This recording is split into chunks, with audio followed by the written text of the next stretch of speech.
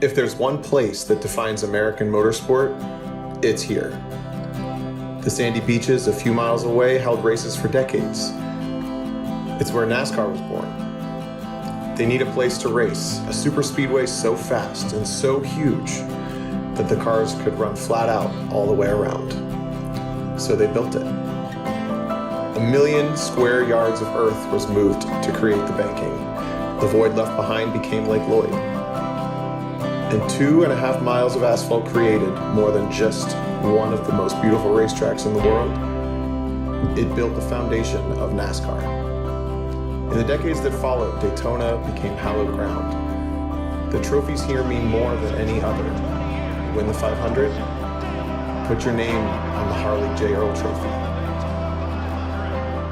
Win the 24 hours and strap a Rolex on your wrist.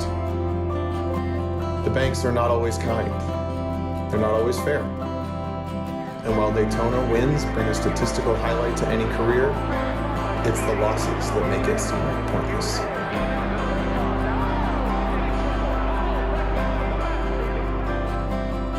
But for every untimely ending, there is a triumphant healing.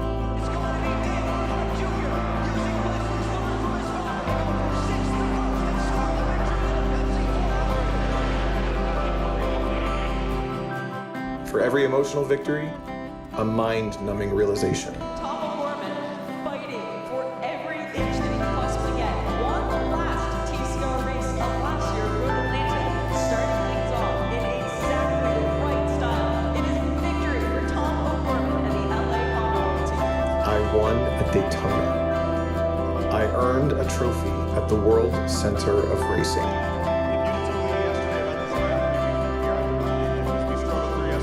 The checkered flag waved for me. For me, it was not the end of a career. While it may be a highlight, it is only the beginning. It's just the best ever.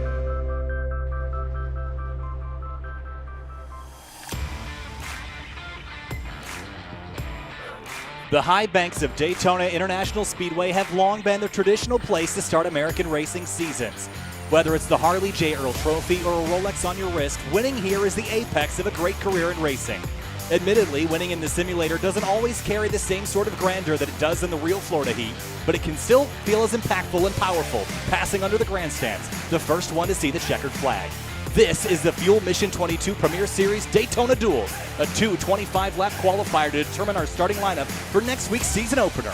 Good evening, everyone, and welcome to Sim TV and the Fuel Mission 22 Series Duels at Daytona. The first race of the season is going to be next Tuesday at 8:45 p.m. But tonight, Connor, we're going to qualify them. Of course, my name's Kyle Heyer, joined by Connor Horn from Sim TV, and going to be an interesting night to say the least. Lots of new teams, lots of new faces, and a full grid going to qualify tonight.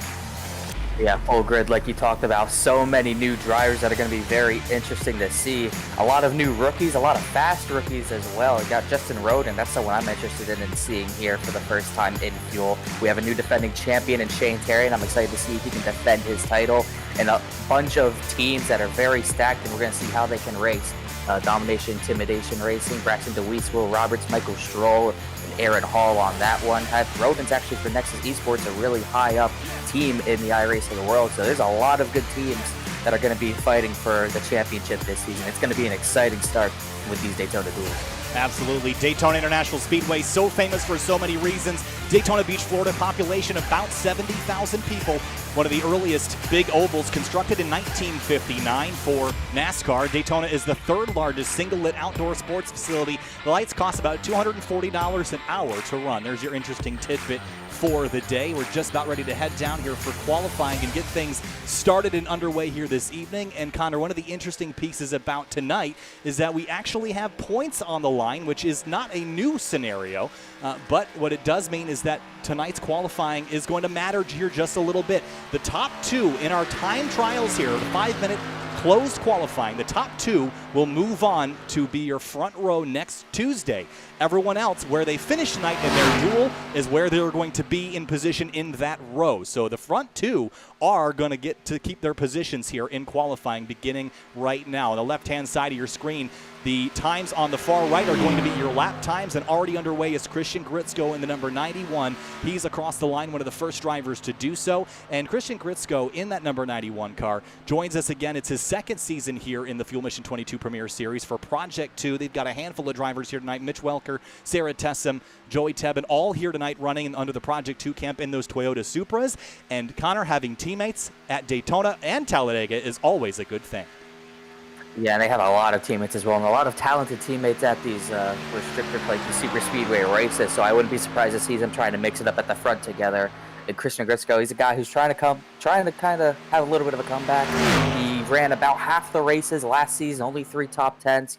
He had a lot of good runs, but just didn't get a lot of finishes that he would have wanted. I'm sure he's trying to right that ship here today. And yeah, he's a really fast driver, so I expect him to be at the front if he has his teammates. I expect him to be at the front even on the non-super speedway races, so I'm excited to see what he can do. Across the line, he is currently 5th, getting knocked down the order relatively quickly. Jonathan Gervin is actually going to go to the top of the board in his number 33 Chevrolet. Gervin across the line. This is a new name here this week, one that I don't recognize in that number 33 car. And looking at the entry list here, Gervin out of Gervin Height Racing in that number 33.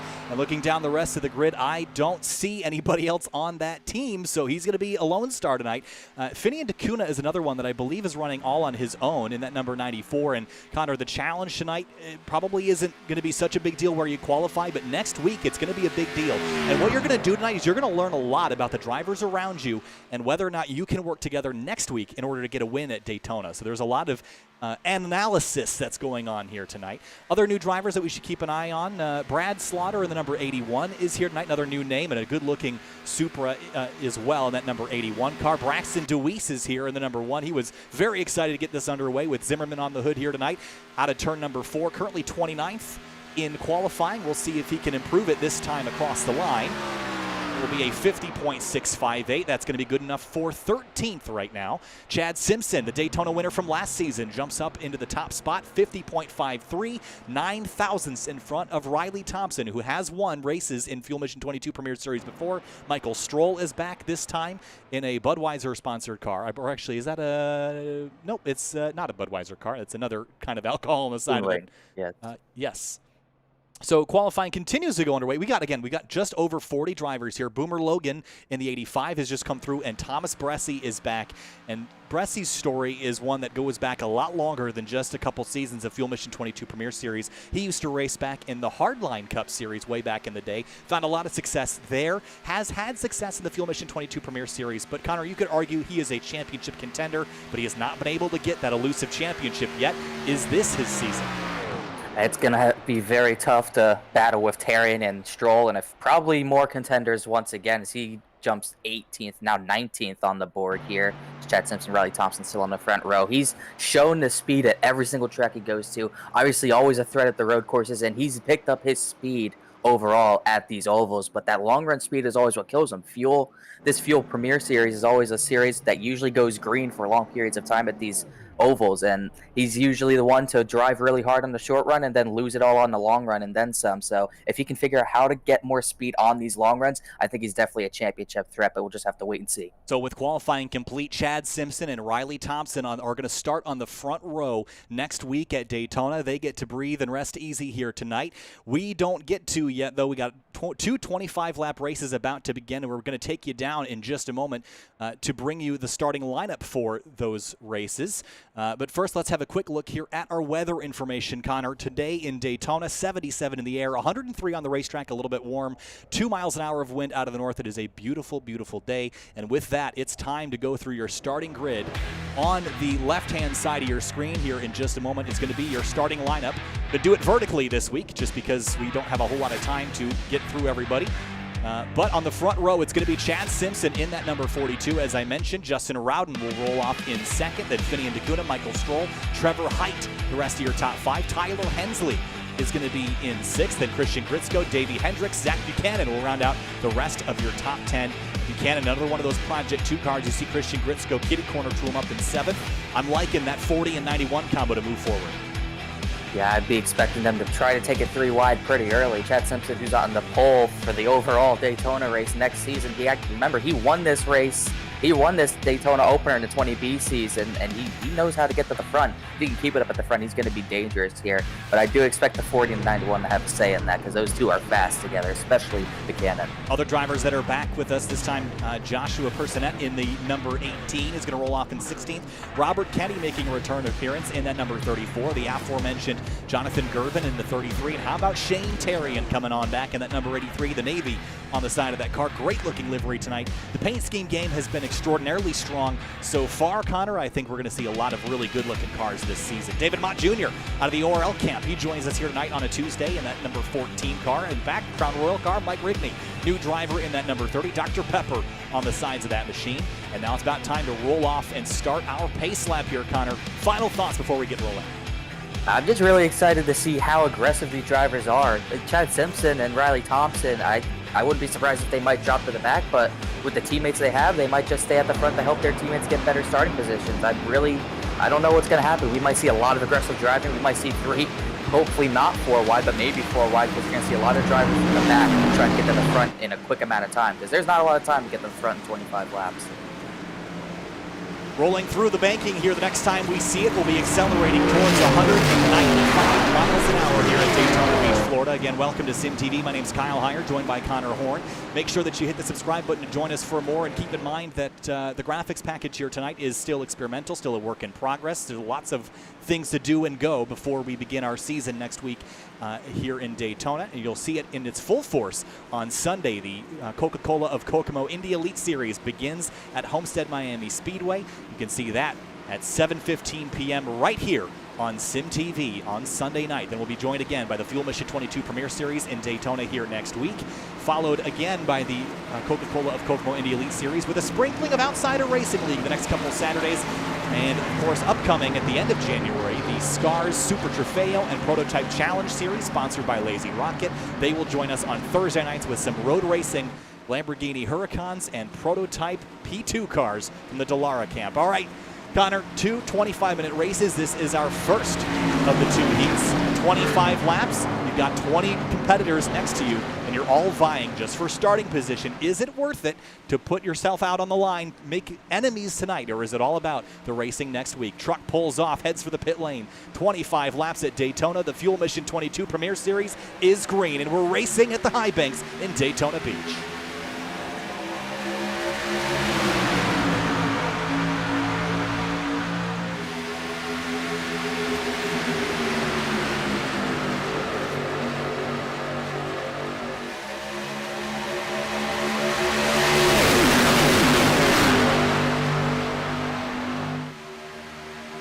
Side by side on the outside, that's the 21 of Justin Rowden. He's getting a big push from, I believe, is that Tyler Hensley? Yes, it is, in the 44. He's given him a huge launch down the back straightaway. Bit of a wiggle there, Connor, and watching the bump drafting is going to be a big discussion tonight. Can you stay connected without wrecking the guy in front of you?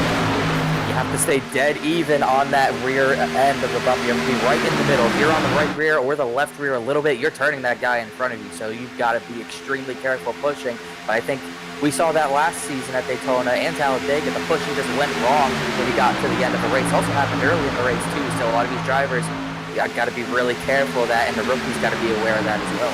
Michael Stroll did not take the green flag in his number 8, so he will start at the tail of the field next week in Daytona.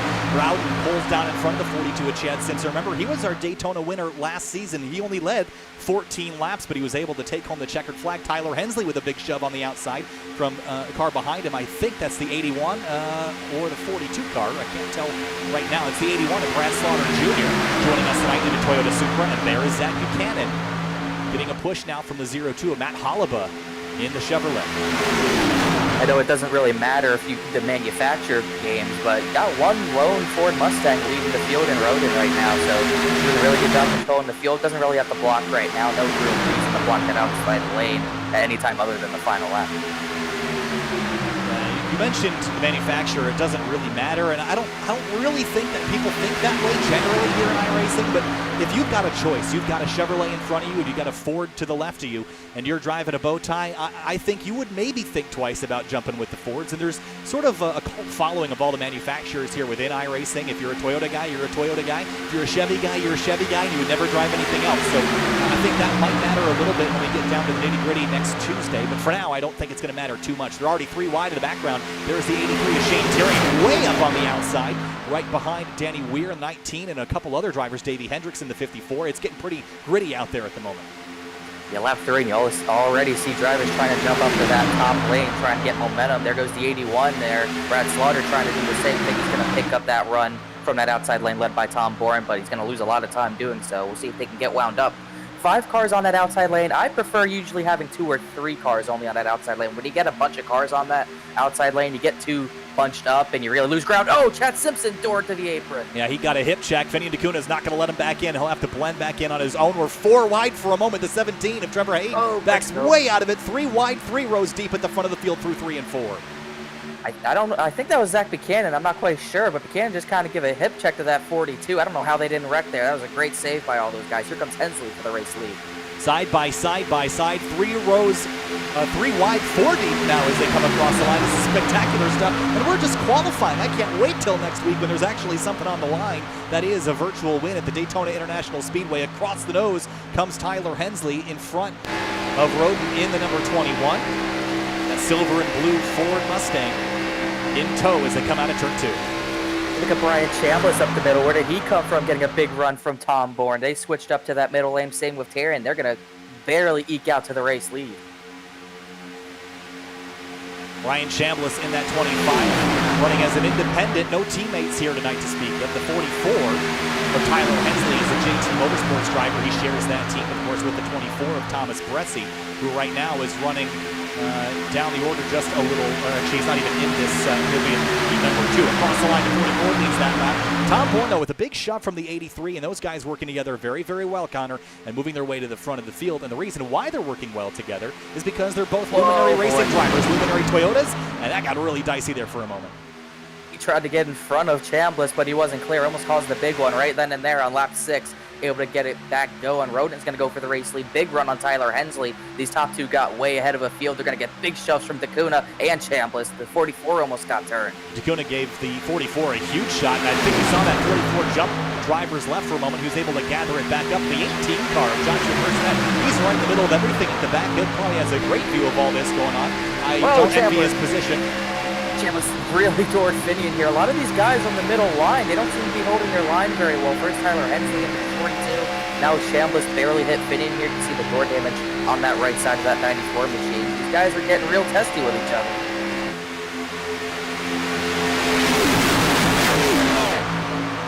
The 85 of Boomer Logan's going to drop to the inside lane in front of Danny Weir in that green and blue car in the background. That's the number 19, but at the front, Tom Bourne now controls this field. The 83 car, his teammate's going to go up the middle with help from the 21 of Roden. Going to get a huge shove. The 44 of Hensley is losing some steam, but DeCuna's going to give him a nice good shove into turn 3. They'll stay dead even for the top spot. Not bad door damage on that 94. I just wonder how much that's going to affect his car. That top line's pretty much dying now. Tom Bourne, Zach Buchanan, and someone else there just can't get it going with 3 cars up there. Rotarian kind of was part of that outside lane for a long time, getting that middle to the front now. The 84 dropped pretty far back into the clutches of the 40 of Zach Buchanan. That's that purple car on the outside, the Dairy Milk car. 34 and 85 got together. That was almost a scary moment. There's a 54 car of Davey Hendricks running the M&M's machine up the middle. The 40 car is going to make contact. He slams the outside wall, and around goes the 84 car, and he's going to spin at the exit of turn 2. No yellow yet. Hendricks going to maybe come up the track. Tom Bourne, only 2 cars involved in that. We're going to stay green. I'm surprised about that. Michael Stroll's on the apron trying to get out of the way of the leaders. He almost caused a big one there. Yeah, Michael Stroll rejoins the racetrack after not starting this race. Here is a look at what we just saw coming out of turn number 2. Watch the 40. He turns down the racetrack and makes contact. It gets flung to the outside wall, and that's where the 84 gets a little bit of contact as well. We'll watch the 84 once more here from up above. Wow, that's terrible net code. No one was anywhere near him. He shouldn't have even been in that crash. That's just unfortunate for him. Well, he's very damaged and off the pace, but up front, things have been scattered around a little bit, but we're still racing pretty heavily at the front. Terrian is the driver leading this field with Roden behind him. DeCuna and the 44 Tyler Hensley on the bottom, and Robert Kenny got a big shove from the 81 of Brad Slaughter, and Slaughter's going to ditch him, go for the middle group behind. come out of 4. That outside line the middle line actually trying to do everything they can here. They just can't get a good enough push, a good enough run out of these corners to get anyone clear of the 44 Hensley. Hensley's kind of been in control since that contact with Chad Simpson. The Finian's done a great job pushing him. On board now with Brad Slaughter in that 81 car running the Supra, the number 81. See him poking out just a little bit to driver's right. Which lane would you rather be in here, Connor? Do you think with the recent changes to the aerodynamics of these cars, would you rather be on the outside or would you rather be on the inside where you have an escape route to that apron on the bottom of the racetrack? I kind of rather be on the outside so you can make moves, and even though you're on the outside, you can still avoid wrecks. That's something that's kind of not known by a lot of people. You can end up avoiding wrecks if you're on that outside line. You just got to be really careful and really conservative when trying to get through a wreck. Plus, you're able to pinch that inside line, side draft them a little bit to get a bit of a run out of the corner. I think it's definitely more worth it than be on that top line so you can make moves. With the 21, he looked out to the right for a moment. You see Brad Slaughter all by himself. I would have thought someone would have joined him up there by now. The 25 of Chambliss is all over the place with help from the 34 car behind. There's Christian Gritzko now teammateless without the 40 of Buchanan up there to help him. Buchanan's back now in, looks like 18th place out of the 21 drivers running in this heat. Look at the 21 looking up the middle. He's going to squeeze up there 3 wide for the top spot. I think Terrian's starting to learn how aggressive that 21 of Rodin's going to be this season. That was a tough move to make in the middle. That outside line, Kenny and Terrian got really bunched up there. Tyler Hensley continues to lead here, though. That really hurt Rodin more than it helped him. Oh, here goes Finian for the race lead. Yeah, Finian DeCuna going to get on the quarter panel and side draft, which has become an increasingly effective tool that we never used to see back in iRacing a couple of years ago. But I think now it's effective enough where you can get a run, as DeCuna did there, and he'll get a push now from the 21 of Rodin to the outside lane. Grid Life and Sim TV on the side of the car. Familiar logos for me for sure. The 21 is going to give him a shove, and now Brian Chambliss is in line, and that outside groove is going to get a big head of steam. But look at the damage on the right rear of that 94 car, Connor. That's a concern to me because it's going to make that 94 tricky to push without kind of knocking that car sideways. Another thing, you're going to see that's a thing. It's in a lot of guys' minds to not push someone with damage. You see any sort of crinkle on the rear bumper of anyone's car, you're going to think, you probably shouldn't push this person. And we'll see if that happens. If Finian Rodin might try to make another 3-wide move, will Chambliss go with him? And it was from the damage when he got doored by I believe it was 40 Buchanan. I might be wrong there, but I don't think it's going to affect him too much. You can still push just fine, but a lot of people, when they see damage, it raises concern. You can see the incredible banking, 31 degrees of banking here at Daytona International Speedway. You can see on the gyro cam the cars climb up and then slam down as they head down the back straightaway here. A bit of a moment. These cars look like they're going a lot smoother. Then you jump in the car and it looks like they're wrestling a bull down the straightaways here. Look at the 21 again going 3 wide up the middle, and DeCuna left too much space, and Rodin's going to squeeze through to take the lead away. Talking about that, he saw the damage, he didn't want to be a part of it. Another middle move. If these drivers are going to realize on that top line, if you have that 21 pushing you have to pitch the leaders on the bottom line to have any sort of chance of staying in the front of that middle line. As Rodin, this time it's going to work for him, doesn't lose any ground. He might lead this lap dead even at the line. So let's keep an eye on the time here. We're 14 laps into a 25-lap qualifying race. Now we have about 9 minutes of racing left to go. We have not yet seen a caution flag. We have seen an incident at the exit of turn 2 between Tom Moore and the 84 and the 40 of Zach Buchanan, but that did not trigger a caution flag. We do, I believe, have green-white checkers enabled for these. Is that a possibility? But I do know for a fact that we will next week. The 21 gets a big shove from the 25. He gathers it back up, and everyone scrambles. Saw the car weaving back and forth. Oh, the 25! Oh, Chambliss! Gritzko involved. Terrian hard in the outside wall. Big one here. The car flipping on the back end. Cars tumbling end over end and side over side. And a big crash here at Daytona in turn number 3. We were just talking about it. Here it is again. The 25 gets turned.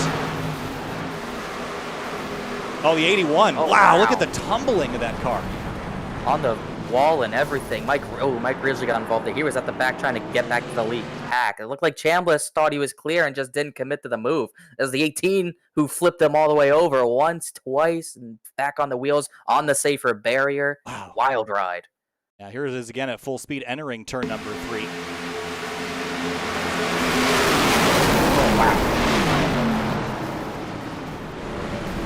That 81, I would like to get an onboard here, riding on the roll bar of this car and see what he saw. This is inside the 81 of Brad Slaughter Jr.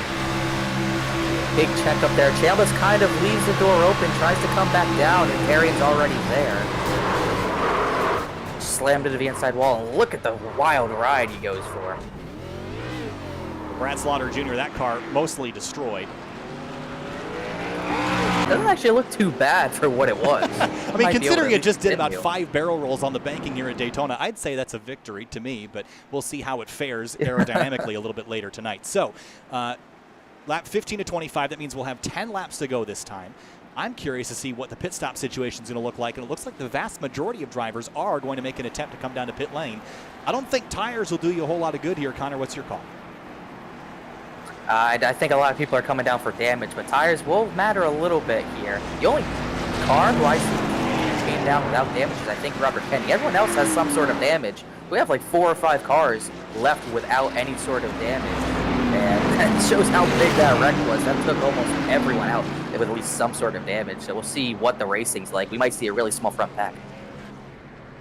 Daytona has an infield road course that we're not utilizing here today, but we will be utilizing it for the first round of the SCAR Super Trofeo and Prototype Challenge Series beginning on January 28th, Thursday nights here on Sim TV. If you'd like to learn how to participate, you can join our Discord at the link in the video description and contact the folks from SCARS. They'll get you squared away for that beginning at the end of January. It's a 9-round championship taking us all over not only the United States here in iRacing, but also to Le Mans and Spa and some other very special European and Asian racetracks. So with the field heading down the back straightaway here, Connor, so far we've seen a lot of people cooperating for the most part. We've seen one big accident and one small accident with 6-7 laps to go at the restart. What's your call? Chad Simpson was your pole sitter for this race, and here he is sitting up in second. He doesn't have to win this race. He doesn't have to run well in this race. He's got his starting position already locked in with his qualifying effort. Why would he still be up here? Is it just because it doesn't matter? Trying to see if he has any teammates, because that could be something you might want to do. You'd want to push your teammates up to the front, but I believe Satellite Racing, he's the only one on that team, so just trying to show, probably trying to prove himself to others. He won the Daytona race, only led 14 laps. He won because he avoided that wreck on the final lap, so people might not think he's all that on the super speedways. Maybe he's here to run at the front and say, hey, I can push, I can go to the lead, I can do whatever you want. Trying to show he's a good partner to have, because he doesn't have teammates. He's trying to prove himself to the rest of his competitors, but I don't think he's going to be the winner. That 21, Justin Roden, the aggressive moves he was making, I don't see how he loses this race. Tyler Hensley's been dominating so far, but that 21 is aggressive, and he will find a way to win this race. So lights have extinguished atop the pace truck. We'll re-rack him, restack him, and go again. About 8 laps to go when we take the green flag. Reminder that you're watching the Fuel Mission 22 Duels at Daytona from Daytona Beach, Florida. Next week we'll be here again for our season opener race, and the entirety of the 2021 Mission 22 Fuel Premier Series will be here on Sim TV every Tuesday night that it is on. We will be covering it. It'll be myself and Connor Horn. If you're interested in other series that we do, we'll begin. I already mentioned the SCAR series. We'll be back on Sunday with the Coca-Cola of Kokomo Indy Elite Series at Homestead at Miami Speedway. It'll be myself and IMSA Michelin Pilot Challenge winner Tom O'Gorman and 2-time Pirelli World Challenge champion. He'll be joining us on Sundays this season for Indy Elite, as well as on Wednesdays for Spec MX5 Sim Racing Challenge. That begins next Wednesday. That will be on the Winding Road Magazine YouTube channel. So lots of action, to say the least. There's something for everybody here.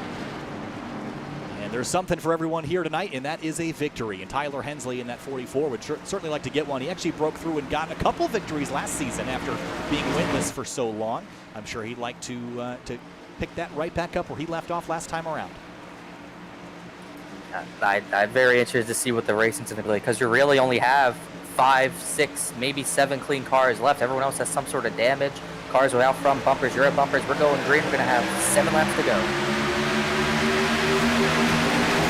44 of Hensley got a really good restart. The 21 of Rodens has been incredibly aggressive. He's going to give a big shove to the 44. In the background, you see the 34 of Robert Kenny. He's going to juke to the right. 3 wide behind him. That is Finney DeCuna on the outside of the 94. Up the middle comes Jonathan Gervin. We haven't talked about him a whole lot here tonight. He started all the way back in 18th, and it has been a quiet climb forward.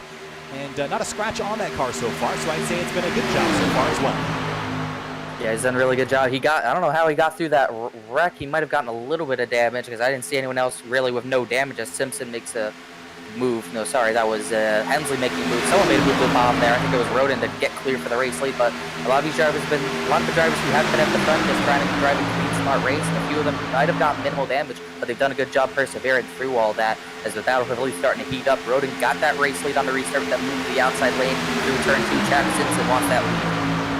Justin Roden has only led 5 laps in this race. I would have thought he'd led way more than that. He's been so aggressive, more aggressive than anybody else has been this entire race. And he's making it work.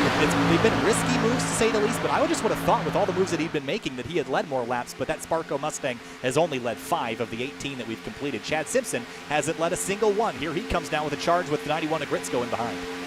He doesn't lead laps at these. He just gets to the front and tries to stay there. The Gritsko, a big push to that 42. He's going to clear Roden for the race lead and leave Gritsko hanging. We'll see if the 91 can get a run back. Attack these around. It's going to be another big one. They're able to save it. How did they save that? The 44 is still sliding. We're going to stay green. And we're only going to have about 6 cars in the lead pack now. That was absolutely incredible. Here's a look at what just happened. The 91 car is one we're watching. I cannot believe that wasn't a massive multi-car wreck. The 21 and the 44 underneath him, the 44 tags them, they get together, and they sort of bounce off each other, and that's sort of what saved them, Connor, but great driving by everybody there. I don't know how they saved that car. I don't know how that wasn't a big one. 44 just couldn't hold his line. We're going 3 wide for the race lead. They're away from the rest of the pack. Why go 3 wide? We're 3 by 3 with only 6 cars. Here comes Tacuno, the big run up the middle. Buchanan on driver's right. Remember, he was involved in a collision earlier in the day. Got some significant right side damage. That's been mostly repaired. And now we're 3 wide with Tacuna in the middle now going for 3rd. Outside had nothing. They'll drop back to the middle. Like I said, only 6 cars in this pack for the win, coming to 5 laps to go. That other pack a bunch of seconds back, led by a damaged Matt Oliva. I don't know how they're going to get back to the front. They're already going 3 wide. I don't know if they can get back to the front. Side by side, there are 6 cars up in this front pack. As you mentioned, it's 4.2 seconds back to Tom Bourne in the 84. He was the other driver involved in that earlier incident between himself and Zach Buchanan. Buchanan's recovered just a little bit better. And Jonathan Gervin, who we talked about at the restart, look at him. Here he comes again, 18th to 6, plus 12 for the 33 driver. He is coming in. They're 3 wide again behind him. Yeah, I don't know if they're going to even work together to try to get back to these 6 here. They're going 3 by 3 because a lot of these cars back here are heavily damaged. Gritsko has a lot of damage now. Same for the 44. Oliva, his front end's dinged up. I don't know even if they tried, they could get back up to the lead pack because a lot of them are very hurt and destroyed. 5 laps to go, coming to 4 laps to go now in our first heat. And we gotta remember, this is just a qualifying race. This isn't even the points-paying race that'll be next week at Daytona next Tuesday. So Tacuna right now is really just going for a 2nd place starting spot, or a 3rd place starting spot on the inside of row number 2. And Roden's going to drive back by and take that position away. Chad Simpson lined up, and Zach Buchanan. So 2 Supras on the inside trailing a Mustang. And on the outside, it's 2 Supras with a Chevy Camaro trailing them. Look at the 21. Wow. Blocks to the right. Big block there. I don't think that block was necessary. Fifthinian didn't really have that big of a run. He's going to let Chad Simpson to the bottom for the race lead right now. These top 6, they can race for anything they want, but the big key for these guys, do not wreck. You have, I believe, a top 11 starting spot locked up if you just stay going how you are right now. Do not wreck the car. Look at those. 3 laps to go. Chad Simpson has led that lap. I mentioned a few laps ago he hadn't led a single one. You can add a couple. He's led 6 now. Actually, that's the wrong car. Chad Simpson's led 2. Roden has led 6, and I'm sure the only lap that's going to matter for these guys is the last one. Again, Simpson does not need to win this race, but Justin Roden, if he would like to start up in the front, would have to win this race. And he's getting a big run now with the 94 Tacuna pushing from behind. Getting a big run. I don't think he's going to be able to clear the 42, and he's going to get pretty darn close. If he could finish 2nd behind Simpson, that would be great here. Finian looking 3 wide around the 21, not able to make it work. I don't think we're going to see a 3rd line on this final lap because it just doesn't seem to work if you don't have enough cars. They're going to be dead even coming out of turn number 4. The 21's got the run. The 40 Buchanan trying to keep it steady. 2 laps to go this time by 5 miles left at the Daytona Beach racetrack as Buchanan's going to look up the middle, 3 wide contact. Ow. He gets bailed out of that. That wasn't going to work. The 34 car is going to try to sneak up there now. Tacuna's going to leave him just enough space and no more. No, Finian had to go way up the track to let the 34 by. Now the 34, Kenny's going to be the pusher to Roden. The 42 doesn't have much of a push. Roden's going to definitely clear for the race lead here. Can the 34 follow him? I don't think he's going to be able to. Nose to tail, Roden and Kenny, and on the inside, Simpson with help from the 40. He's going to move to the bottom. I think that was a mistake. The 34 car is now going to have help from Finian Tacuna, who is extraordinarily hungry. Nose to tail as they come out of turn number 4. Next time by white flag one more time around, our first qualifying race of the night at Daytona. I'm just trying to see the second pack if they make it. David Hendricks leading that second pack for the 7th position right now as they are going to make it back to the line. This is going to be the final lap of duel number 1. You got 6 drivers who can all win it. Here we go. Roden out front. He's got the top spot for now, but the 34 could get a run here with the 94 Daytona giving him a push. I'd expect that to come here shortly. Does he have enough steam though, Connor? It doesn't look like he will. The 42 is getting antsy, so is the 40. There's not a big enough push in that middle line. Chad Simpson can't get clear of Robert Kenny to get up there. Roden has no reason to block. I don't know if they can make any sort of move on it.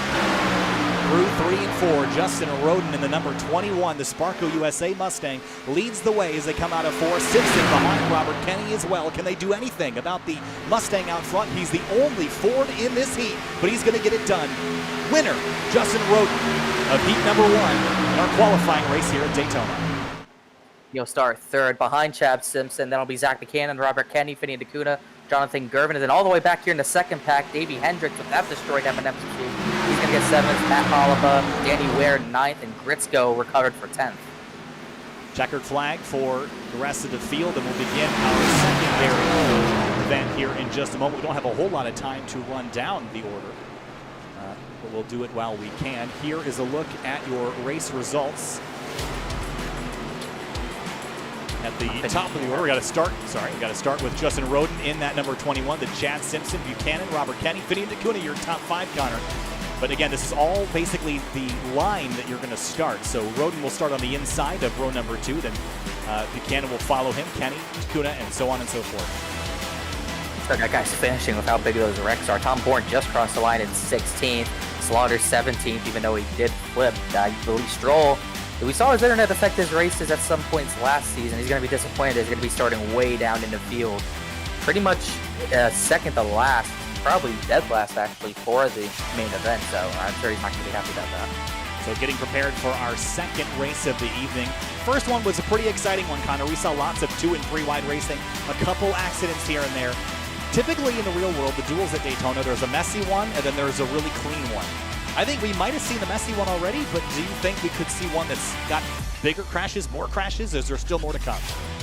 There could definitely be still more to come. We got a lot of aggressive drivers. The 24, Thomas Bresci, Hayden Pistorius, he knows how to get it done at the Super Speedways, very aggressive as well. Case Lakatis, let's see, Will Roberts is in there. Nick Massey, I believe that's a return for him. I haven't seen that name in a while. A lot of aggressive drivers in this heat, in this duel, but with the drivers, they just watched that first duel, how messy that one was. I wouldn't be surprised if these guys tone it down a little bit, but in my opinion, I don't think the carnage is done just yet.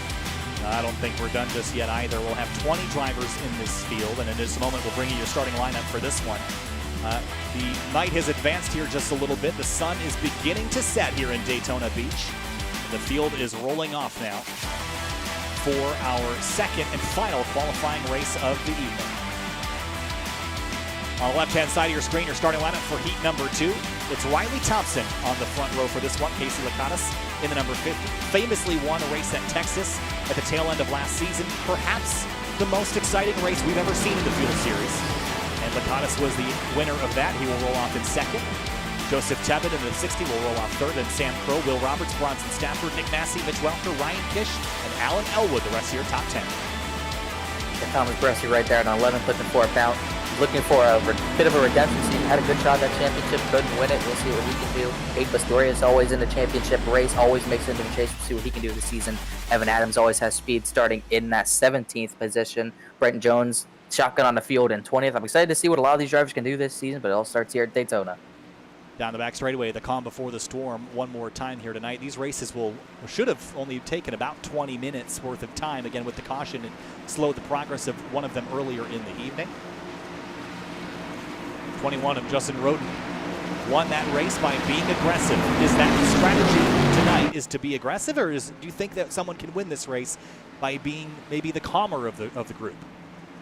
A lot of it's about timing, but I think you have to be aggressive to win these races. You could be the nicest driver on the track, but sooner or later, everyone's going to be forced to make an aggressive move if you're going for a win at Daytona. I don't care if it's a duel. I don't care if you're racing on the oval with the chicane in like Miatas or something. You're going to try doing something aggressive to win at Daytona, whether it's for points or not.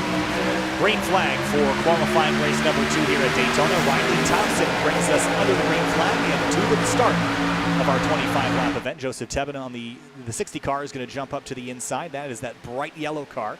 That is not an easy one to miss as we head off into turn number 1.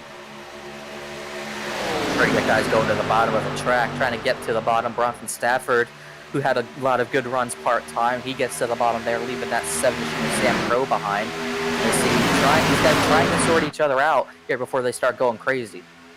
Oh, and they will go crazy. It's only a matter of time before we start seeing the field fan out and go 2, 3, maybe try 4 wide. We saw that once or twice. I mentioned in the pre-race show, the 24 of Thomas Bresci is a driver that probably should have won a championship by now. He has put himself in position to do just that, just hasn't found the consistency to do it.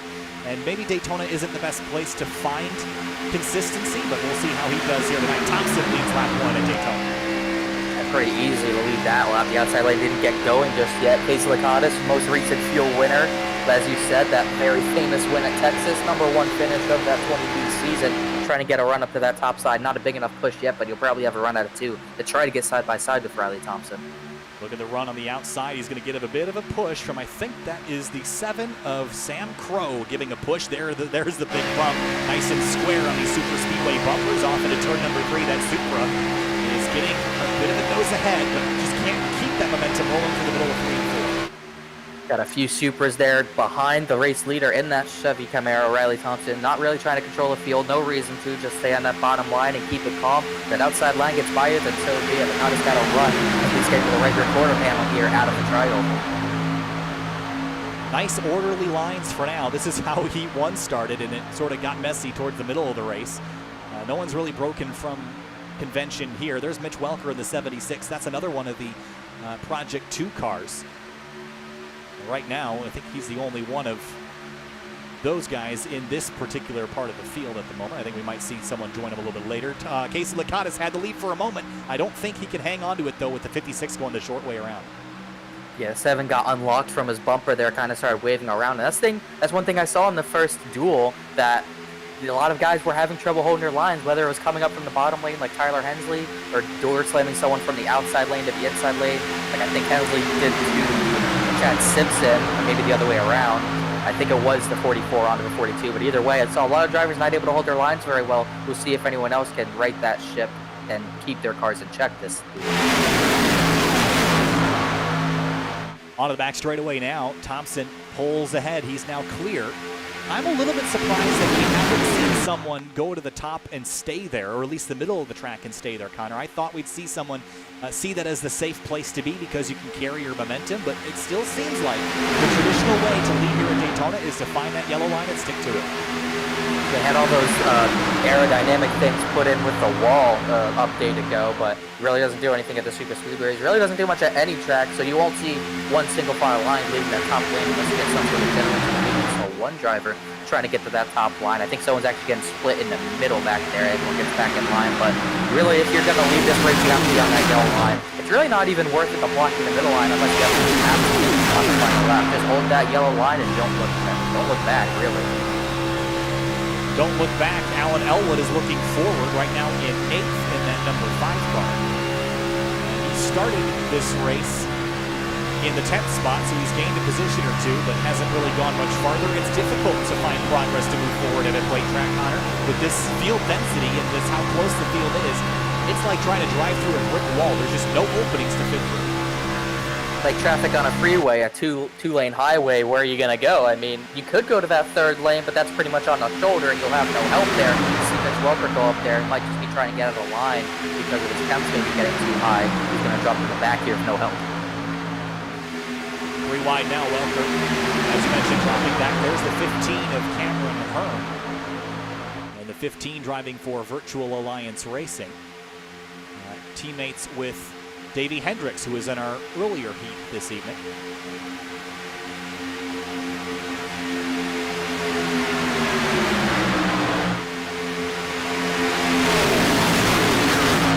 Braxton Deweese in the number number 1 car back in 11th spot right now. He's got a lot of cars out in front of him that he cannot get by right now. One of them is the number 70, Sarah Tessem. That's another one of those Project 2 cars that I mentioned before. It looked like Welker was dropping back to find Tessem, but dropped a little bit too far back. But Delis, that Zimmerman Camaro has worked his way into 12th, right behind that 70, and in front of the 59 of Evan Adams. Look at the one drop to the bottom.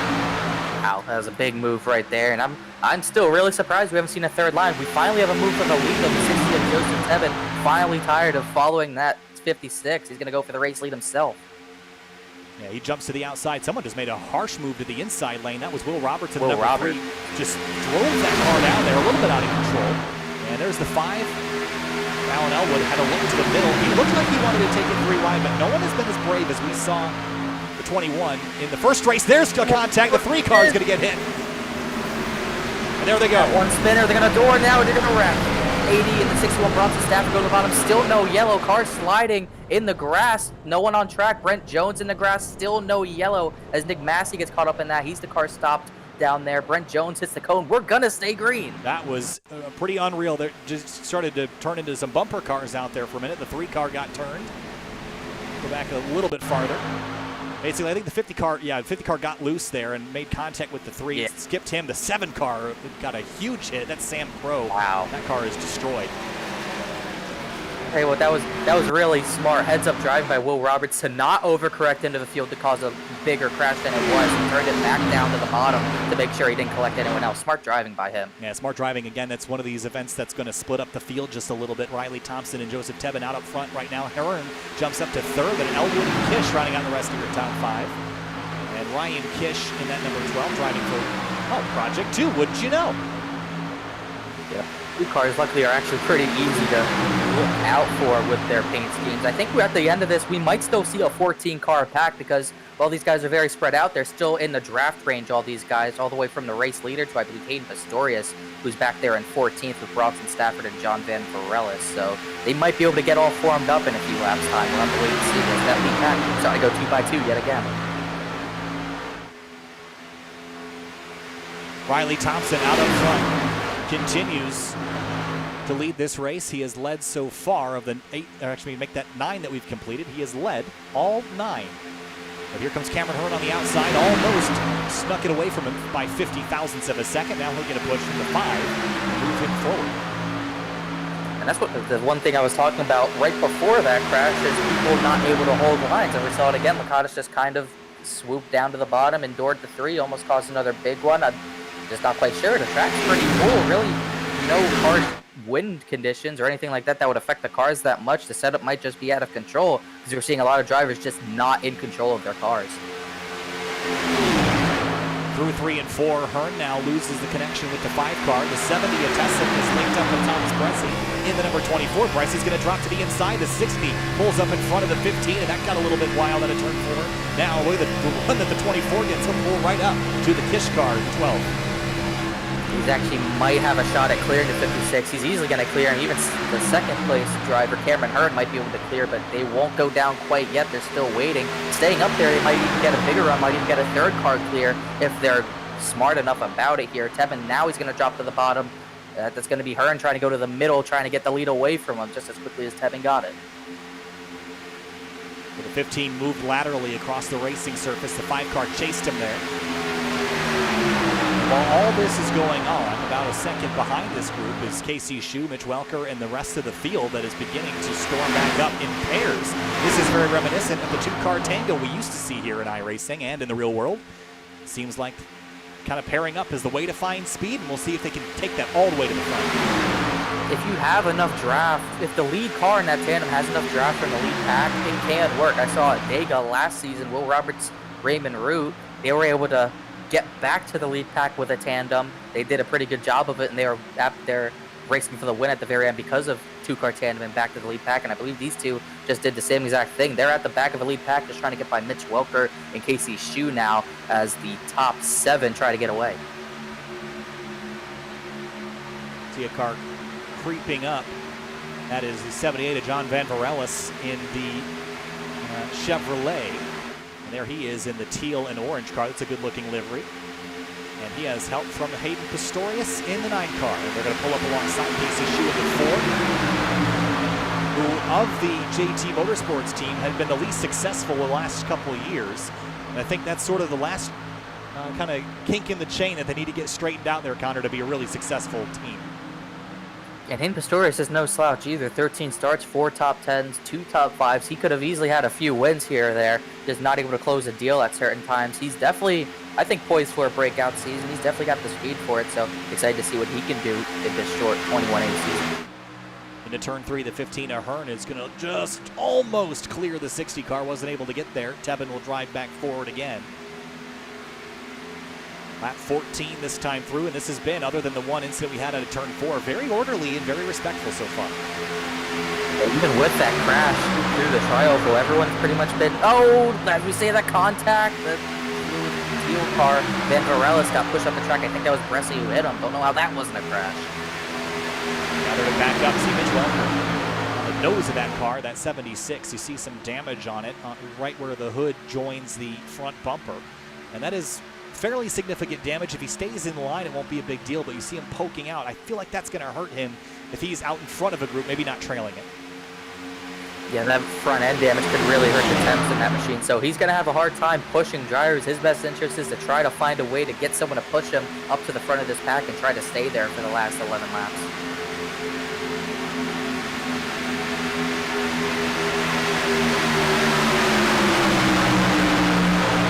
Next time by will be 10 laps to go. Ahern leads that lap as well. Alan Elwood jumping up into the mix. Elwood started in 10th. Here he is in 2nd place. Continues a very steady climb in that number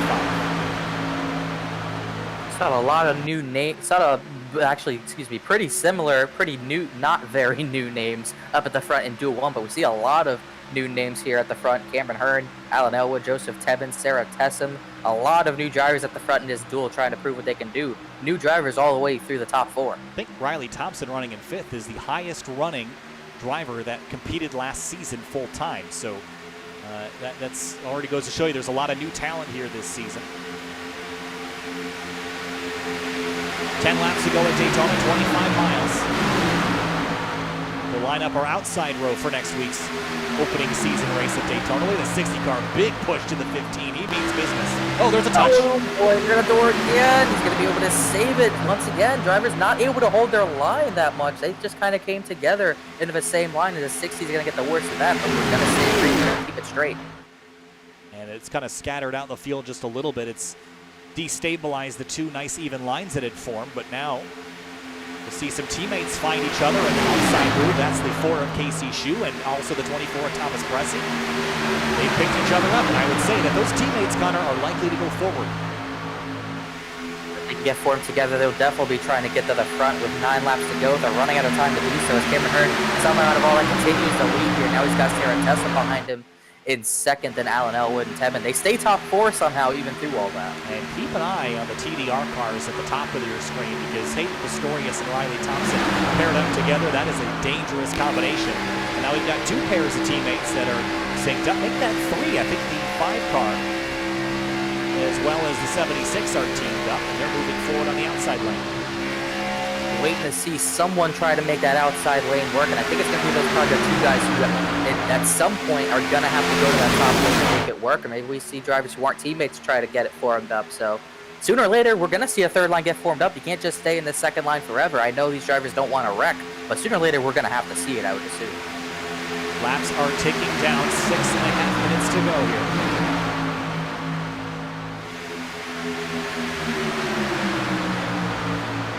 Turn 1. Mitch Welker is the car I'd be worried about. Was he not our winner from last season or the season prior?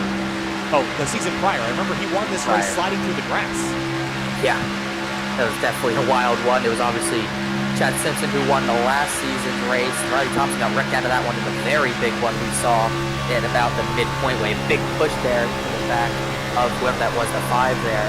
You got to be careful pushing. These bumpers don't line up very well if you're not centered, so I think we're going to see the pushing get really ramped up here with the last 7 laps. Tessa almost got way out of line behind the bumper of the 15.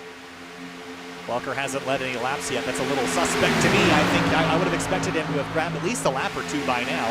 There's the 24 and 4 car. They're teamed up and continue their climb forward, now up to 6th place. And the teammates behind them, Pistorius and Thompson, also lined up. They look to driver's right. Shu blocked him a little bit. I'm not sure that he's got the coverage to do the entire lane. Got all these new guys in the top 4 waiting for the experienced guys like Bresci and Mitch Welker to go to that top lane. And just as I say that, there they go, trying to make that top lane work. Big push to the 24. He gets sideways because of how big he's getting pushed down the straightaway, trying to get the run.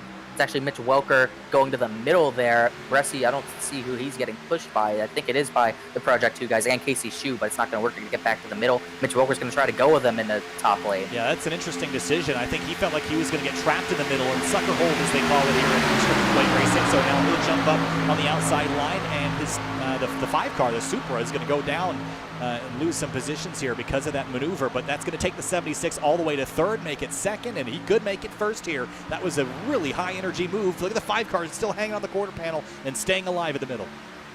Yeah, that sucker hold doesn't really work on iRacing like it would in real life. Cameron Hearn, he's going to go to block that middle line. Kind of surprised by that. He's going to let himself get split 3 wide by Welker and the 70 of Sarah Tessum. It is a Toyota showroom on the front row right now. Take your pick. We've got a Supra, or a Supra. I'll take the one that's not damaged. Which I think is the 70 car, a Tessum. Yeah, 76 is the 76 and the 15 is looking strong as well. I don't know why Hearn went to the middle, but it seems like he's going to work. He's going to stay in the race lead for now. Elwood trying to find a way to get to the top for the race lead, but there's no help up there anymore. That outside line kind of disintegrated as he's going to go back to the bottom. Yeah, 5 laps to go now here at Daytona. The 70 car at Tessum. She has been right up here in the mix the entire day. The 9 and 56 have gotten separated, which is interesting. The 24 and 4 car, however, have not gotten separated. They continue to run nose to tail.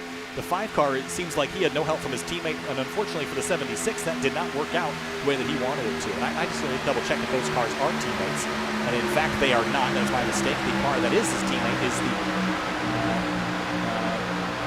the 70 car. So I guess there was no real allegiance there, just the logo on the front of the hood. Yeah, they're all trying to get formed up, but there's really no forming up happening here. The top line didn't work. When are they going to try it again? Shu's looking to that top line. Doesn't have much of a run. You really want to get to the outside line when you have a run out of a corner, which they're not even close to there yet. So they're coming down with 3 laps to go next time by. Running out of time to dethrone the 15 or the 5 from the front of the pack.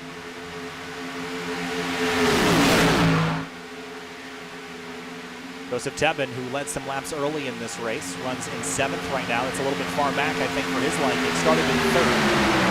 Went out earlier in this event and led 4 laps. He sits outside the top 5 now with a run up the inside. He's going to grab some of those spots. And now he's back in 5th. Yeah, he got Jordan to turn 1 there. Able to gather it back up, lost some track position, but he's still right in it as that middle line finally starting to gain some ground, but just can't clear the 15.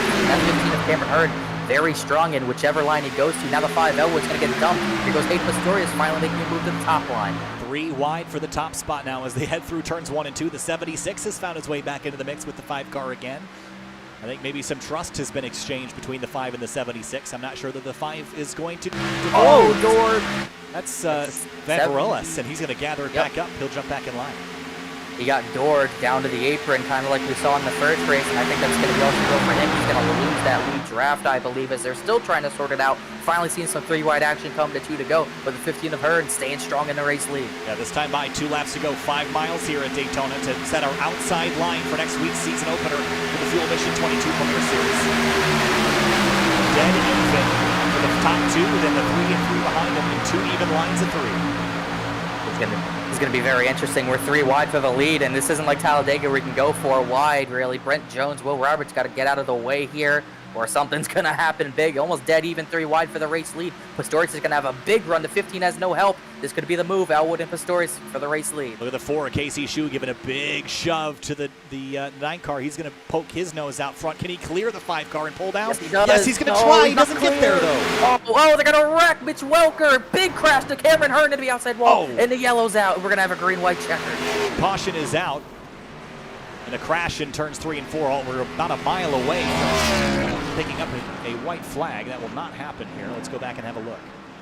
And all those drivers who lost that lead pack are finally back in. I think Will Roberts might have gotten the lucky dog out of all that. Nick Massey was in the lucky dog position for so long. It started with Pistorius getting himself clear. He gets the big push. He knows he has to take it here. He's going to get down, just barely clear the 5.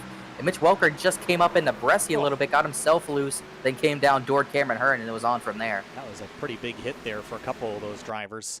Watch the 76. I think he's actually going to bounce off the door of the 24. Yep. Come down the racetrack, hit the 15, who then just barricades across the racetrack and slams into the number 12, who is a driver. I don't think we've even mentioned his name. Ryan Kish. Oh, Ryan Kish. We have mentioned his name. He slides to a halt on the apron. He is the Project 2 car I thought I was referencing earlier. So he will slide to a halt, but we will get that green-white checkered here, Connor, and reset stuff here in a moment.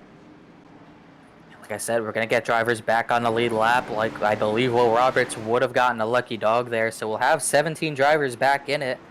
We'll have a lot of drivers taken out of it with big damage like Riley Thompson, but guys like Case Lacadas, Bronson Stafford, who are out of that lead pack, have another shot to maybe get some track position for the main event next week. Daytona is a beautiful racetrack, that is for sure. Looking down at the dark infield, which will again come alight for the opening round of the 2021 Scars Lazy Rocket Prototype Challenge and Scars Lazy Rocket Lamborghini Super Trofeo Series. And those will all kick off on January 28th right here on SimTV. Couple takers on pit lane here, Connor. Nothing really surprising. A couple drivers that might have had some damage they'd like to repair. Yeah, really Bronson Stafford, he's been out of the lead pack forever trying to get damage repaired. Will Roberts takes his lucky dog. He'll be back in it. A lot of these drivers might as well take tires. You're going to have fresh tires, try to storm to the front. And finally, a new leader. We saw the 15 lead for so long, and now he's destroyed, which is unfortunate. Now we got Hayden Pistorius, who made that power move to the race lead, but he has no friends up at the front. He's got Casey Shue and Thomas Bresci right next to each other there. So I don't know. We'll see how he can block. We'll see if he can block 2 or 3 lanes at once here. Hayden Pistorius hails out of Canada for TDR, has led a handful of laps this race and started back in 14th, so pretty close to the tail of the field, and now leads this race. I wouldn't say he's been dominant, but I'd say he's put himself in a good position. I just would have thought that he and the 56 of Riley Thompson would have worked a little bit closer and better together. Clearly that didn't work out for the team, but for the individual of Hayden Pistorius, he's put himself in position to win. Yeah, I thought they'd be formed up too, and it just didn't happen. They got separated, I believe, when they tried to go to the outside line. They just kind of got separated, and they could never get back together, and Mitch Welker Riley Thompson kind of got caught up in that wreck there. Nothing of his doing, just couldn't find a way to the front. All 3 lanes were taken up by the time he was trying to get to the front, so Pistorius all on his own now. You're watching the Fuel Mission 22 Premier Series Duels at Daytona. Again, my name is Kyle Heyer, joined by Connor Horn. We're just about to conclude this one. A caution with about a lap and a half to go has triggered a green-white checkered finish here in the second of 2 qualifying races. Earlier in the day, it was the number 21 of Justin Roden that was super aggressive and managed to claim the victory and line up on the inside of that second row next week on Tuesday. But now it's all about setting the outside lane. And Hayden Pistorius is spearheading that effort right now in that number 9 Supra as we double up and get ready to go for a restart here, Connor. And just like the last race, not a lot of clean cars left. You got Pistorius, Alan Elwood. He's got some left front damage, but pretty clean for the most part. Shue and Bresci look all right. Tevin's got some damage. He's clean. Sarah Tessum looks pretty clean. Then we got Mitch Welker, Cameron Hearn with big damage. Hearn got big damage, hit the wall hard.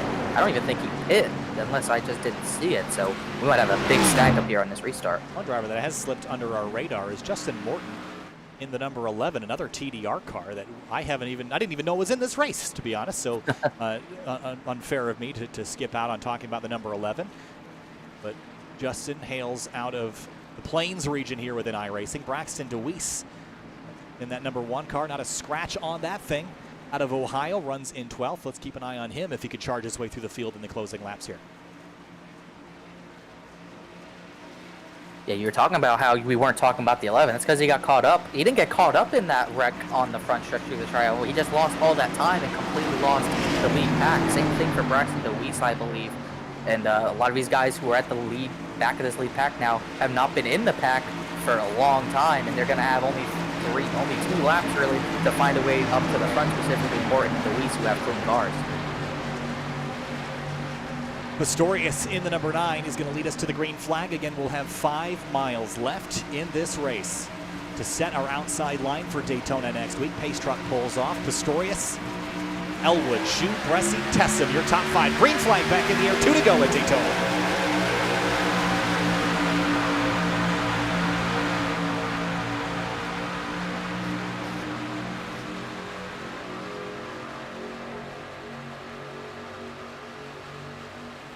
Oh, they're already wrecking. Evan Adams, I believe, is wrecked a big one in the back of the field, and we're going to probably have another restart, but there's no yellow yet. They have somehow not triggered the caution flag. One of the drivers involved looks to be John Van Varelis in the number 78. They tangled working through turns 1 and 2. We will stay green down the back straight. And now Hayden Pistorius is half a lap away from picking up a white flag, which would mean that it wouldn't matter if they crash. Oh, he gets turned. He saves it. Oh, there they go again. Everyone's going to get caught up in this, and I think Bresci's going to get the race lead, maybe Casey Shue, but pretty much everyone's destroyed now as Hearn's going to spin to the bottom and hit the inside wall now. So caution out again for the second time, and now I guess we put ourselves in an evergreen white checkered scenario, and well, here we are again. In the world happened there? All of a sudden, we saw the wreck in turns 1 and 2, which was a huge wreck. No yellow for that. And jump up to the front with a 7-car pack, and the leader gets turned. Have another look at it here from a couple different angles. The 4-car just gets on the left rear quarter and just spins that 9-car around super fast. He gathers it back up, then the 24 gets the 5. JT Motorsports guy is using the chrome horns on the front of their Chevrolets and made it through. Unorthodox team tactics, in my opinion. Yeah, I think so. Go back and look at here's the turn 1 incident. Braxton DeWeese was caught up in this. Let's see if we can catch exactly how this began. The 59 car is on the outside. Watch the 1 car of Braxton DeWeese. He's going to go for that gap up the middle, Connor, and he almost fit, but tagged the 76. He lost it. He had room for it, just kind of lost control, got into Welker, back into Evan Adams. Everyone in the rear of the field involved in that one. Big hit for that teal machine right there. Will Roberts just got the lucky dog. He was in it. Licata's nowhere to go. Look at Brent Jones. He might have actually gotten through that, but he lost all that time. I think he did. Let's ride on board with Brent Jones. Get his perspective of the restart. Nothing you wreck on a restart, barely going 150, but we've seen it before in real life, and it'll happen in the sim racing world time and again. Jones just jumping on the binders and poking his way through everything, and is just to sneak through. Watch the 78 pulling back up. That's Van Varelis, and he carries on. Still a lap down, but didn't have any damage. I wonder if he got the lucky dog out of that. I think Big Massey might have gotten it, but there was only 2 drivers 1 lap down, I believe. This is going to be an interesting restart because I don't think those guys with damage at the front are going to pit. I don't think there's anyone left without damage as well, so it might be Brent Jones, one of the few without damage. And Casey Shue's car looks okay as well, so Pistorius is staying out there after taking pit hits.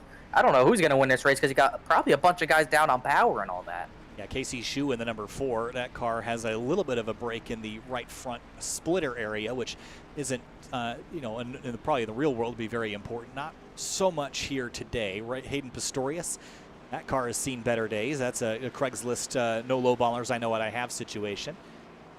Joseph Tebbin's car looks great if you only look at it from this angle. So this is the one where you get 2 pictures of the car and you can't decide if you want to buy it or not. Justin Morton, that car has some damage as well. Alan Elwood. Car looks like it's been a New York City fender bender. Bronson Stafford. That thing is pretty well shortened up. Mitch Welker, we've seen that car missing pieces for quite some time. Casey Licata's also recently involved. Will Roberts. Oh yeah, the whole field has got some sort of damage. Yeah, everyone but not Will Roberts, everyone but Brent Jones. I think that 89 machine is the last clean car left. He might be the only driver coming out of these duels without having to go to a backup car. Van Varelis got destroyed in that first incident. It sure did. That car looking more like a short track modified. I remember when they used to do the, what was it? When they had the oval back here. What they do? Yeah, the modified race. The back. Yeah, I remember they had that. I kind of wish we had that track in iRacing because it was always chaos. No matter who was in the race, yeah, always had chaos. I remember that there was discussion at one point that the short track that exists on the backstretch of Daytona is actually a layout that was completed and built by iRacing that is not a public release. And there was, I believe at one point, video of it on YouTube that was eventually taken down. I think the person that posted it was a beta tester. So I know that the layout exists in iRacing. It's just not publicly accessible. don't know how that would work in any sort of event. I couldn't imagine ORL going there. That would be something else. Just like the real life races, we'd probably see carnage left and right. You think the best drivers in the world can handle something like that? Well, when they can't, it's kind of trouble when you have a bunch of iRacers who are probably going to send it every single corner. Short tracks like that usually don't work well. Maybe that's why iRacing hasn't released it. Perhaps. While we get set up for the restart here, a reminder that still, to my knowledge, there is no current way for our overlay software to know that we have gone beyond the distance and are still racing, still catching up in that regard. So on the left-hand side of the screen, the ticker is only going to update once every lap. So just keep that in mind as you're watching, that it will only update positions once every lap, and it will already have prematurely declared whoever is winning as the winner, because it assumes that we've completed the race at the official distance, which is obviously not the case. So the ticker is only there for just keeping updated on who is where. It is not going to be accurate in terms of gaps until we cross the start-finish line. 2 laps to go, 5 miles here at Daytona. Green flag back in the air. Thomas Bressi leads and will pull down in front of his teammate, Casey Shue. I thought Bressi would get a bigger jump than that, but the engine did not look very strong there. Jumps in front of his teammate. The 60 is going to go to the top line. He's going to get no help. I thought Pastorius might go with him, but the 60 is going to get hung out here. See if the 4 car and the 24 will battle, or if they're going to work together till the end. There's a push from the 9 car. It didn't sit well with the 4. He couldn't gather it back up. Here comes the 60 on driver's right. Here comes Elwood, going to give a big push to the 60. He's going to give him a huge shove, and look at the run they're going to get on the 24 and the 4. They're going to be dead even into 3. Look at the Project 2 guys formed up all of a sudden as well. The 60 car and the 5 car pushing forward. Can they pull even with the JT Motorsports cars? The Chevrolets on the bottom. Big slide for the 4. That's going to push him out of line. He can't blend back up without falling in line behind the 9 car. The TDR teammates are going to have to sit there. Meanwhile, out in front, white flag is in the air. It's the final time around, and Joseph Tebben has now jumped out front. Look how big of a lead these two are getting with the tandem. Tebben and Elwood getting away from the Project 2 guys and the 24 and the 4. Their teammates are going to stay side by side. This might already be decided between these two. Can anyone get synced back up and push hard enough to get back to the stripe before these front 2 and the 2 Supras, the 60 and the 5? The 24 Bressi is getting a heck of a push from his teammate Connor. They might have a head of steam coming through 3 and 4 here. Look at this. They have about 3 miles per hour advantage on those 2 up there. And if the 5 of Elwood comes out in line to take the win, they might have a shot at here. Here goes Elwood. He's going to go look to the middle. Here they come to the start-finish line. Checkered flag for the outside line. Qualifying at Daytona to the line. Alan Elwood by a nose. He grabs the outside pole for row number 2, and the 60 car comes up 15,000 seconds short. Thomas Bressi splits the difference. Look at that, 200ths of a second. It was crazy. If that was Talladega, I think the 24 Bressi had that win, but the 5 timed it absolutely perfectly to get that slingshot moved on Joseph Tebben, pretty much stealing that win from the 60 machine. A great move by him. Here's a look at your race results. Again, we'll start with our front page there. Well, actually, we're going to lose the results because it's a heat session, unfortunately, but we'll get to see the starting lineup next week here on Sim TV when we launch for our season opening race. Now for a treat, Connor. If everything is over, we're done qualifying. We are actually going to line up the field and go for a 5-lap fun race. And I thought instead of closing out the stream, I thought we'd stick around and have a little fun for 5 laps. Once have something unofficial happen, pretty much, meme around, why not? I don't know how many drivers are going to participate in it, but a full 40-car field, we're probably going to have a decent field for it. And they inverted the whole field from front to back, so Stroll would be on the pole, but he's pretty much out of it. Sam Crow might be the pole sitter, depending on who does participate in it. Well, we've qualified here at Daytona, and it's sort of an anticlimactic ending. It was a pretty exciting finish, but we're going to stick around and have a little bit of fun here for 5 laps. Again, my name's Kyle Heyer, joined by Connor Horn. The show, at least for the importance of this night, is essentially over. So if you'd like to join us again next week at 8:45 Eastern, you can do that right here on Sim TV or on Facebook at facebook.com/SimTV Broadcasting. A handful of drivers have stuck around to do a 5-lap fun race, Connor, and I think we owe them a little bit of fun here at the end of the night. Going to have their fun. They've probably been all pressed about who's going to get a good finish. He almost wrecked on pit road behind Evan Adams, but they deserve to have a little bit of fun. They're probably stressing out all race about where they're going to start for the main event. Now they can just relax and have a little bit of fun and maybe try to make some I'm excited to see the aggressive moves that we're going to see because it's unofficial. Who cares? You might go 5 wide at Daytona. You're never going to get another chance. You might as well try it now. Might as well. I know I will. So on the left-hand side of your screen, I'm hoping this will work the way we'd like it to. Get your starting lineup. Michael Stroh, actually, well, a handful of these drivers are not here, so this isn't really going to be all that accurate until we take the green. Riley Thompson, Boomer Logan, Brad Slaughter, Shane Terry, and Casey Lakatos, Braxton DeWeese, Trevor Height, Christian Gritsko, Bronson Stafford, Danny Weir, Mitch Welker, Hollabut, Massey, Hendricks, Morton, Gervin, Pistorius, Takuna, and more are all here, ready to go racing for 5 laps. I love how iRacing goes because you could go flipping back and forth for a race, and then you could just have your virtual backup car back in the field. Brad Slaughter Jr. looking pretty good with that backup car as everyone takes the Joker lap. That chicane, that is you do have to do that. No one else did it, but 4 drivers did do that lap. We had actually joked over operate the Grid Life iRacer stuff over on the Grid Life YouTube channel. We had actually joked about using pit road as a Joker lap for sports car racing, which I thought would be an interesting format to give a try. All right, like we mentioned, there is nothing on the line here. This is just for fun. We've got about 20 drivers lined up for this, so we're going to have a 5-lap mini sprint.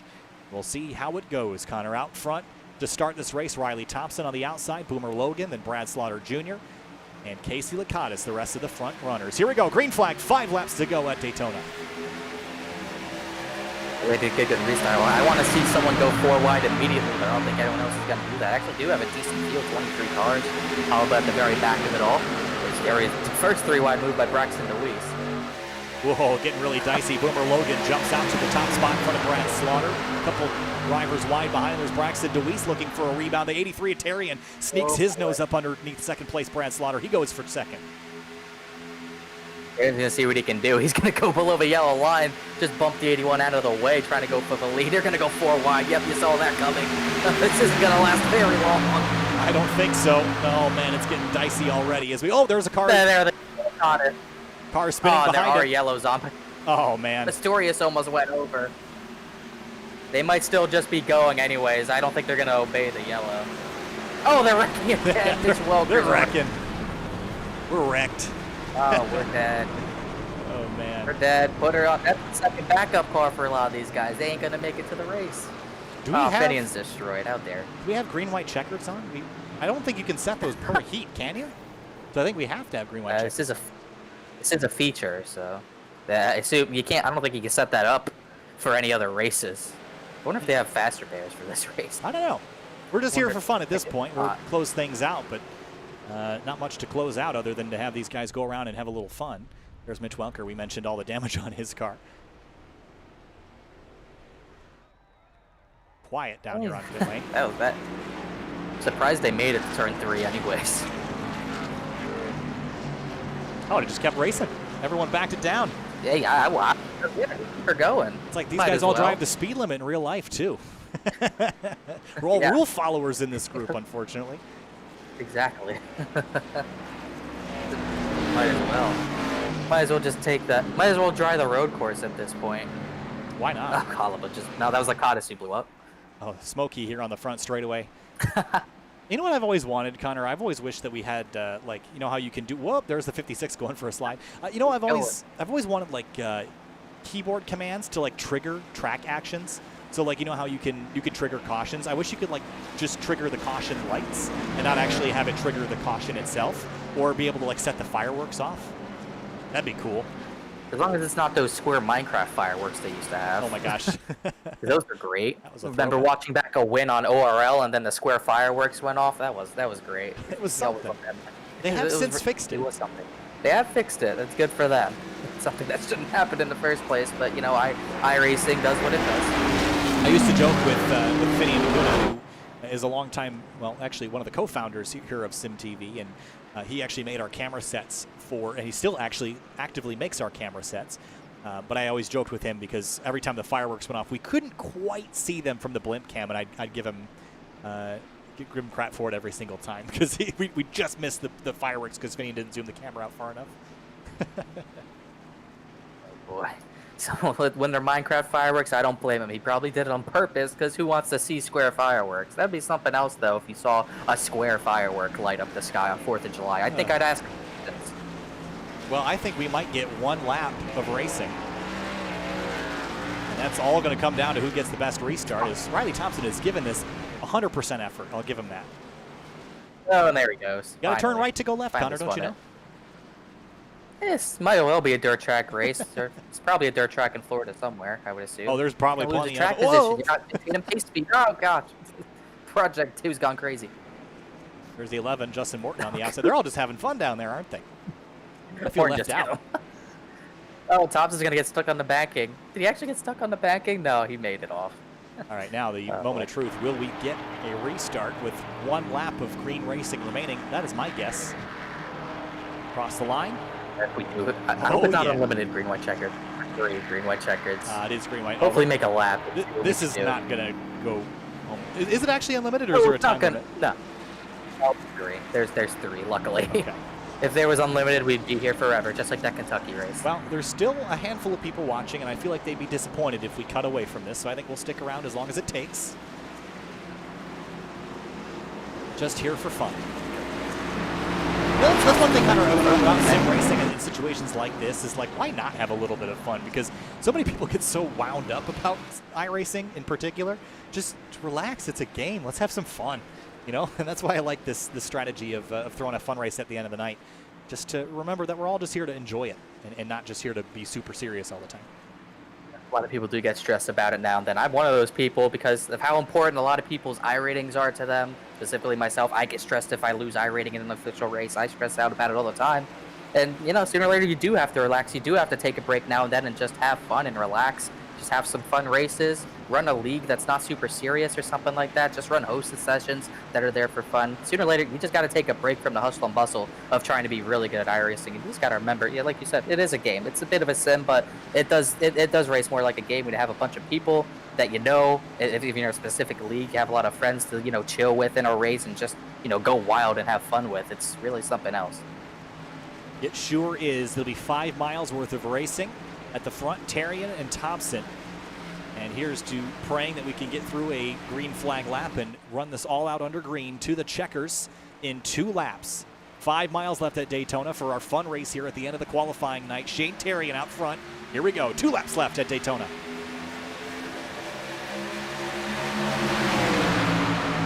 Just because Praise is probably going to, my guess is going to be Brent Jones wins. He's 13th, but somehow he's going to win it. He almost won a 3-wide race at Talladega after not being a factor all day long, so I wouldn't put it past him to sneak up there and grab something at the end. Look at this push on the outside lane. Stafford, the 1 car, Braxton DeWeese, and the 56 of Thompson all nose to tail lined up. There's a turn, and there we go again. Yep. And that's... Oh, man. Oh, and Brent, yep, there goes Brent Jones. Yep. Oh, man. Oh, he's going to die. Oh, he hit the inside wall at the back end. And Riley Thompson's leading. Caution out again. Well, you might as well get the silliness out before we have to race for real next week. Get the wrecks out as well. Might as well get a few wrecks out here and there because last season over at Daytona we went green for a long time, and you know, I think a lot of these drivers showed that there are improvements that need to be done to their driving a little bit, but at the end of the day, you got to shake it off. You got to get the wrecks out of the way in some way or another. I expect to have a really strong, clean race next week.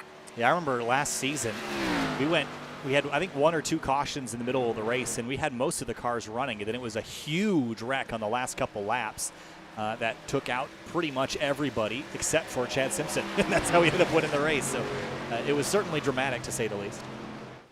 Both super speedway races last season had finishes that the leader was in front by like a second or more. Chad Simpson won by a lot, and I'm pretty sure it was Matt Hollaba who won that race at Talladega after contact with, I think it was Rich Jett, and he won by a second or so. A lot of crazy finishes last season, not to mention the thriller at Texas for the season finale. Oh, that was such a good race. And we talk about it all the time. We still don't know how the hell that was a good race because it's Texas, but it delivered. Season finale, crowning a new champion, crowning a new winner as well. 4 drivers at the end of that race that had a chance at the win. Pistorius just banging the inside wall in turn 3. But it was a really fun time, that race. Everyone's going Texas. Texas is a horrible racetrack. Oh, yeah, I 100% agree. It's a terrible racetrack. But whatever happened that night in Fuel, it was an unbelievable race. Super, super intense racing, and I think everybody had a really good time. So those are the gems that you get, and sometimes I even groan when I see tracks like that on the schedule. But sometimes you go there and you're pleasantly surprised. I remember Outsider Racing League a couple weeks ago, a series we do on Saturday nights. We ran at Talladega. I was dreading it. We had 35 cars at Talladega. What a mess that was going to be. No, it wasn't. We didn't have a single caution. We ran the entire race under green and had a 3-wide finish at the end. I mean, that was the kind of stuff that I still do this for. We've been incredibly busy the last couple months working with World Challenge and with Grid Life and doing both esports and real-world streaming and announcing. But I still come back and do this because it's fun and because there's races like that make it all worth it, and that's what's so exciting about this. So next time by, we should be 2 to go, and hopefully we can get a green lap or 2 in. One thing that whoever's actually pointed out in our YouTube chat that there's only a 13-minute time limit on the server, and we're 12 minutes into it, so I hope it doesn't end under yellow, but the time limit's kind of gonna go up here.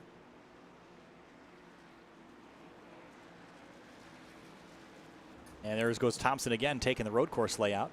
I think he's going to be pretty well practiced for the 24 hours this season. Vinny DeCuna also going Not for on a team for that. Are you running 24 this year?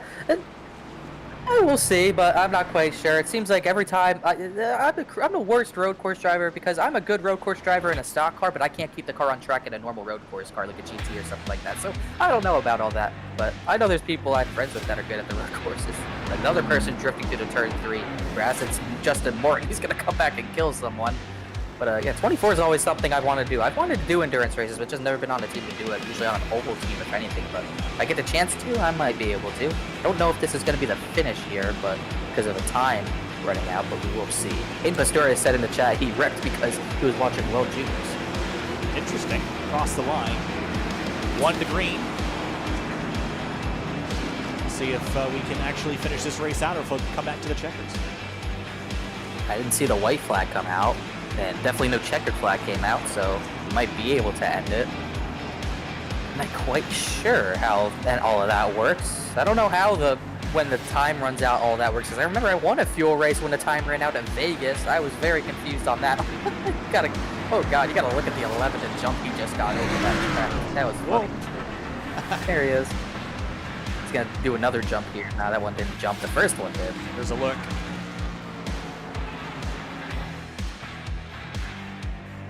Once he gets into the grass here, you're gonna see that transition just boy. I love it. Your C jump, you have to take. That's another joker. There's at least 7 jokers on this track for this race. Looks like something out of the Cars movie. Yeah. He's jumping over all the cars to get the win. Look at Finian. Look at the turn he gets into those apexes. Yeah, Finian comes from a road racing background. Expert. And he comes from a kind of a road racing and Formula One fandom background. And I really think this season, because he's running a full-time effort, I'm curious to see how he will do on the road courses. And legitimately, he could be a threat there, where I wouldn't necessarily consider him a threat on every oval that we go to. So I'm curious to see how he'll do this season. TV car at the front, him and Case Lakatos. You know, Lakatos won the last official race at Texas. Maybe Finian has something to show for it at the road courses, and Lakatos might as well have a breakout season after that big win at Texas. We're going to go green again. We'll see if this will be the finale of this race. Here we go. Again, the ticker is going to show that the race is already completed. Of course, it is not. It'll update everyone's every lap as we get the restart. And look at the 0-2 on the outside lane going for it. Matt Holloway to the top spot. He pulled a Kyle Busch. You'd love that. And just like Kyle Busch, he's going to go all the way to the front and take the lead. I think that's actually legal in iRacing. I don't think he's going to get a flag for that. That's funny. What year was that? Is that 2012 that he did that? 11. Oh, Thompson didn't like it. Well, I can tell you one thing is that I know Kyle Busch didn't win the duel or didn't win the shootout in 2011. Oh, there they go again. Oh, yeah. And that's everyone. Oh, man. We're still green. We are still green. How? I don't know how. Got wrecked cars everywhere, but we're somehow still green. I think Bronson Stafford has the lead. Bronson Stafford in the 61 is your leader as we come out of turn number 4. This time by, look at this 56 throwing a block. That's DeCuna. The checkered flag. The race is over here. He's going to the grass to win it. Oh, not quite. Got it. Did he get it? No, he didn't. By 500ths. Bronson Stafford wins. Oh, I'm surprised. I didn't know that was a white check, a green and white, then check. Oh, Finian's dead. Yeah, I think the time limit sort of made that a weird situation. Anyway, with all that out of the way, here is a look at your race results. Not that it matters, we're just here for fun. Ooh, Bronson Stafford won the championship because of that win. Ooh, that's He's already the champ. Sorry to cut you off. I was saying all the positions were doubled. I thought that was a weird glitch. Nah, Bronson's already the champion with that win. He clinched the championship in race 1. Or even race 1.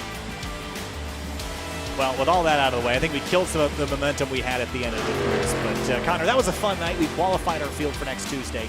And it all begins next Tuesday at 8:45 Eastern Standard Time. That is where we're going to compete our next event at Daytona to start our season. You can see it all here on Sim TV for the entire season, the entire duration of it. And it's going to be a really, really good year. Your final thoughts on tonight's action? We got a lot of, we did get the fun out of the way, obviously, but as regards to the duels, we saw a lot of drivers having trouble holding their line. I don't know if that had anything to do with the setup, but we saw a lot of banging doors incidents, saw a lot of incidents that probably could have been avoided. The first duel was messy. The second duel was also maybe even messier, even though it was pretty orderly for the most of that, but a lot of drivers weren't able to hold their lines very well. A lot of people are going to try to right that ship next week at Tuesday. If you don't hold your line, you're not just going to be taking out a few cars, you're probably going to take out a 30 plus, a 40 plus car field. So these drivers got to be careful next week when they come to the big show. Next week, the season opener at Daytona. We'll see you at 8:45 Eastern Standard Time, right here on Sim TV. My name is Kyle Heyer with Connor Horn. We'll see you next time. Thanks so much for watching.